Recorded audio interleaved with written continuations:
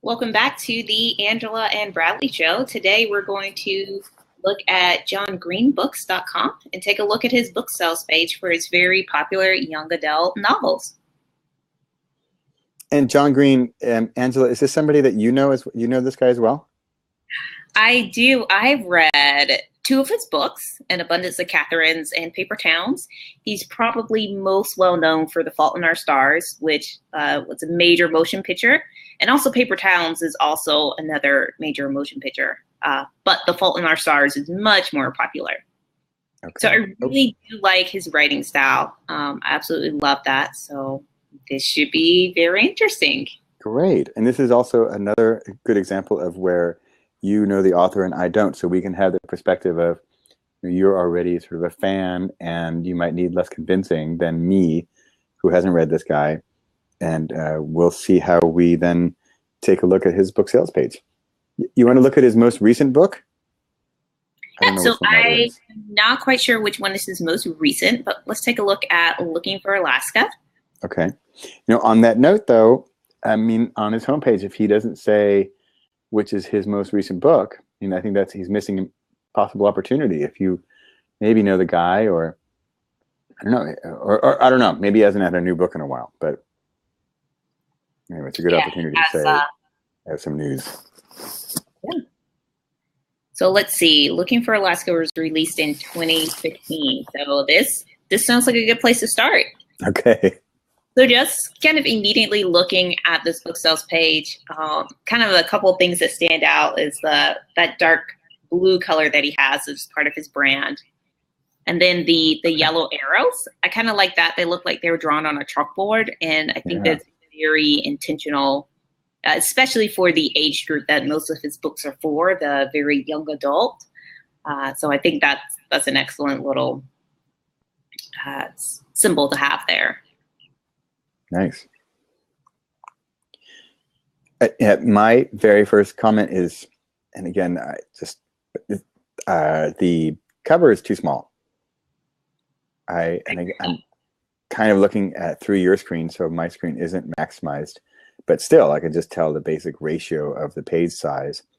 And from where I am, I can't, for example, I can't really tell what those three lines are. It might be like a skeleton of a hand, but if it were bigger and if that were interesting, or if that were an important piece, that element there, then I would be able to see it better. I also can't really tell what that yellow circle is, but maybe it's a B or a P, or can you read it from where you're sitting?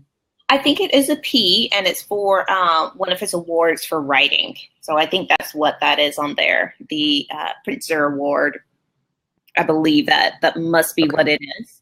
That symbol that for the great work that he did.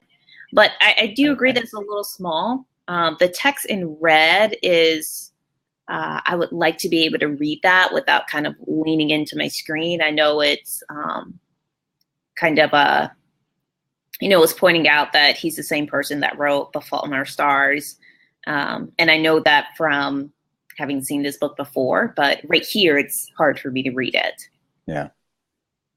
And I can't read it at all. Is it a blurb or is it a one sentence summary? I believe it's a one sentence summary. It's kind of an endorsement. This is the author that brought you The Fault in Our Stars. So you should probably read Looking for Alaska. Just something that's what it's meant to do. Okay.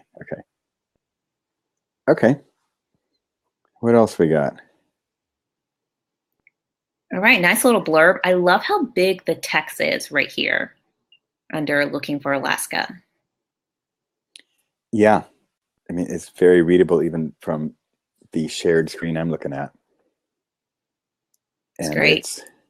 It just, again, from like the quickie overview is that it's long. But I know it's only a paragraph, but it's kind of a long paragraph. But, and I think, because, okay, if you quickly look at it, for 1, 2, 3, the first 3 sentences talk about the story, but then we get Green was awarded the 2006 Michael L. Prince Award, and I would rather have that be a new paragraph.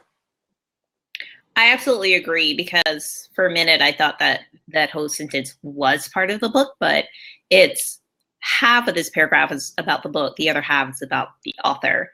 So I definitely think they could have divided that up to make that very clear. And then this is also a bit of a layout question, but a bit of a hierarchy question is, what's more important for this book and this author? Is it more important that, in other words, like what would be, how would we rearrange it? What would be bigger, more clearly the highlight or the like billboard of the page? Would that be the three sentences about what the book's about, or is it about Green was awarded the award? My quick answer, just to is I know what the, because if I'm on this guy's site, maybe I'm already a fan of his, or I know that he's has several books. But I'm most curious, because this is the sales page for this book, I'm most curious about, do I want to read this book? I am relieved that you said that, because I also would prefer to have it more about the book and not about the author. Like more information about the author for sure later on this page, but right here I'm more curious about the book right now, because you're right. Since he is such a popular author, one of the places that I'm really going to go to buy his books, and I'm going to walk into Target and grab his book off the shelf and buy it. So if I'm going to buy this book, I may just be browsing online for some information about it so I can know whether or not I want to buy it. Versus, I already know that he's a great, awesome author and he's an award-winning author. So I don't necessarily need that information first. Maybe that's something that goes on the front page of his website. But on the book sales page, I just really want to know, what is this book about? And, if I read some of his other books, why should I read this one? Yeah. Or maybe it's even further down, or maybe it's even in its own little section below. I don't know how long this is. Oh, I can tell by the scrolling bar on the right that this is this is the whole page right here. Oh, is it? Yeah. So then kind of after that description, right up here, he says, if you want to buy it, you can buy it from your favorite retailer, and then it links over to Penguin. So that is the publisher right there. And I mean, honestly, if I really wanted to buy this book today, I would probably go to Amazon, or I would go to Target and just walk in and grab it. Yeah. Could you open that Penguin portal in another tab? Because I would kind of like to see, do they even offer Amazon, or does Penguin really want you to buy it directly from Penguin or something? I'm just curious. And again, because this is a traditionally published author. Oh, wow. Yeah. So there we go. Here's the book. The hardcover is $20. Oh, ebook. Okay. And then the ebook is. And if you click buy, where does it take you? I think it. Oh, wow. Okay. Oh, look at that. Okay. That's actually really cool. I like that. Wow, that is nice. You decide so he's got all the big names and where to buy the ebook. Cool. And for the hardcover. I guess Penguin doesn't want these kinds of links on his own page. They want you to first go to Penguin, and then we're at the Penguin book sales page for Looking for Alaska. And then this is where they want you to buy it. Yeah, and I think Penguin did a great job putting this page together, because they actually do have the huge cover. Yeah. Which is great. You can read an excerpt. You can even make the cover bigger. Oh, nice. They clearly have, while you can get the hardcover or ebook, they're kind of promoting the hardcover first, which blame them. That's smart. Yeah. Hey, I know you and I talk a lot about the difference between traditionally published and self-published. If you look down at the bottom of the screen where you're looking now, and you get the news you want from Penguin Random House, and you can choose the young adult books category and or John Green. And this is really interesting for me, because if I'm a reader, John Green, I want to hear more about John Green. I want to be on this newsletter. So now I'm wondering / scared that if I give my email address to Penguin Random House here, who knows what I'm going to get? I mean, I guess I'm going to get stuff about John Green, but I don't know. I feel a little cautious about giving my email address to this publisher because I don't really know. Are they going to just send me John Green stuff? You know, I would rather sign up on John Green's site for John Green's mailing list. Yeah, and you know, I'm actually on this mailing list, and so I haven't put filters around it. Well, actually, I take that back. I have put filters around it, and my filter really is more of the new releases. But they do send me almost whatever they like. You know, if they're books that are coming out that they think I'm going to be interested in, then they send that to me because they want me to buy those books. And they say, you know, we know that you liked John Green and you really enjoyed An Abundance of Catherine. So these are the other 10 books that we also recommend. Okay, interesting. And I can see that from a reader perspective being beneficial because then I'm not simply hearing about John Green. I'm hearing about John Green and other books that I could really be interested in reading, especially if I like his style of writing, other books that kind of complement that. So as a reader, that could open me to new books to read, and I definitely get why they're doing that. I mean, obviously they're a publishing house, so they do want people to buy and read their books that they put out. So I think that's smart from a publishing perspective, instead of having all of these links and share buttons and opt into the email list on the author's website. They're like, actually, you know, you can have a website, that's fine, but everything's going to link over to us because we're in control of this. And we're using you to help us sell more books and make our company more money. And I think that makes sense, especially since he's a traditionally published author. They actually have all the control over what gets to happen with his work versus him saying, you know what, I want fans that are fans of my work, and I want to get to know them and email them and, you know, see them sharing my work instead of always having to go through the publishing company. Yeah. This is going to be really interesting as we look at more and more books and talk about traditionally published authors and self-published authors. And there are, of course, authors who do both. And it'll be fun to look through, especially those authors' sites, and see how if they treat a traditionally published book differently than a self-published book.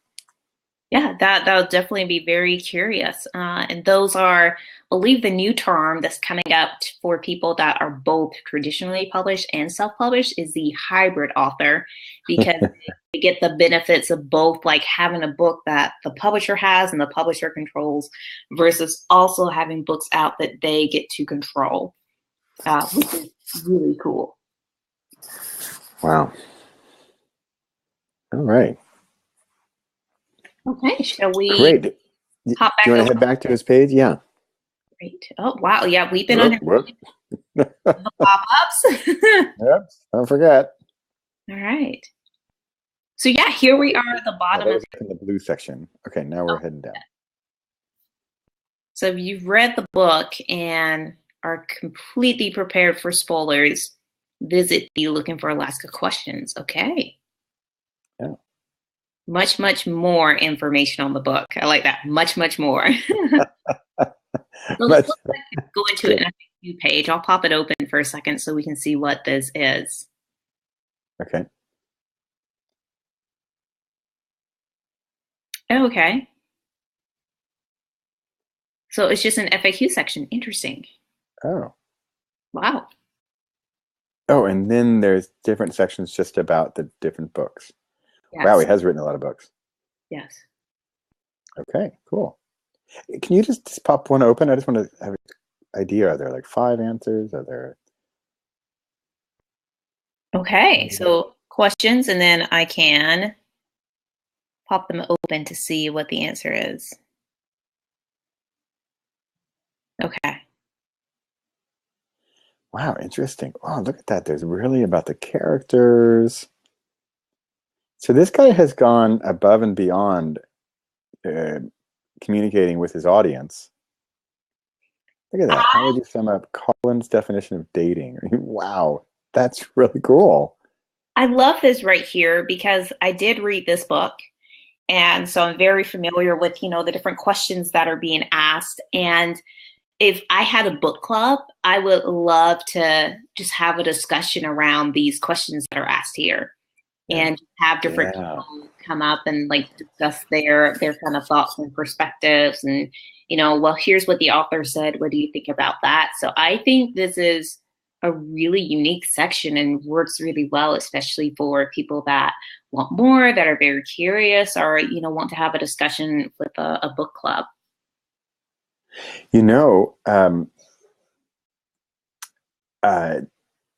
wow. So this could also be, this has gave me also a great content idea, because you could do this as if you were a less well-known author, you're just getting started, and you want to sort of act as if you're an established author, or you've written lots of books, or you have a huge fan base, hammering down your door with questions.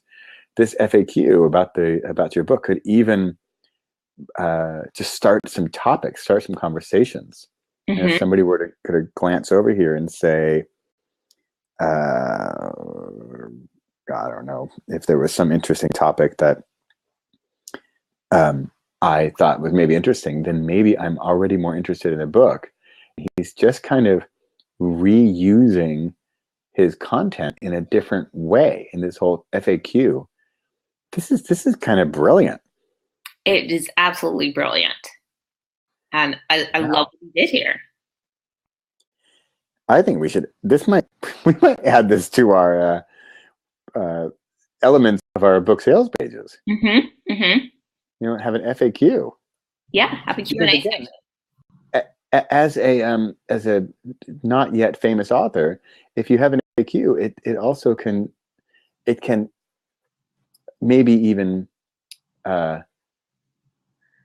what's the word I'm looking for? Like start a book club or help a possible book club work on your book, because you're already giving them the questions. And this is very curious because I personally, I like to shop at Target a lot. And while I'm there, I always go by the entertainment section to see what movies are discounted and then also what books are popular. And I've noticed that any book that I pick up from there, I always can flip to the end and I can see the book club discussion questions. And so even in the back of the book, there'll be like questions that, you should discuss with your book club. And I really like that. And I think that's also one thing that's missing with self-published authors and indie authors is that we don't necessarily think through these are the underlying issues that are brought up and discussed in this book. And these are things that would be really entertaining and curious to discuss in more detail and get a lot of different perspectives on it. Yeah. Wow. Good stuff. We're learning here too, Angela. This is great. I love it. All right. I'm glad you clicked on that one. Okay, what else we got? All right, we're going on 20 minutes, by the way. Here we got to wrap up. This is a good one. We just had so many links on. I know we have. But I mean, this really is the end of the book sales page. It has a list of awards that the authors won, which is very impressive. And then some reviews of the book. So, one of the things that he could have done here, and I understand there are probably restrictions here, but, at the very end, that at least I would have liked, and some encouragement to buy the book. Well, now that I'm at the bottom of the page, I really, what do I do now? Yeah. And where was the buy button? Was it just up in the blue? It was only at that. Oh yeah, here we go. Visit your favorite retailer via the Penguin portal. That's it. Wow. So from a purely sales perspective, I mean, it's not even a button. It doesn't even say buy or something. It says Penguin portal, which sounds like the door at the zoo in the at the penguin section. What in it? Wow, so that could definitely be more prominent. Yes. Yeah, but I agree. Down at the bottom, hey, you're done. Got the awards, reviews. Okay, I love this guy. He's a rock star. I want to buy the book. Let me have it. Okay. All right. Well, this is another great one. Definitely a lot of room for improvement here. Again, he's probably has some limitations according to the publisher and what they actually want to do, but great branding for the website. It's fantastic. And yeah, he has a lot of fun books to read. Yeah. Great. That's it. Okay, Angela. All Thanks right. for this one. Looking forward to the next one.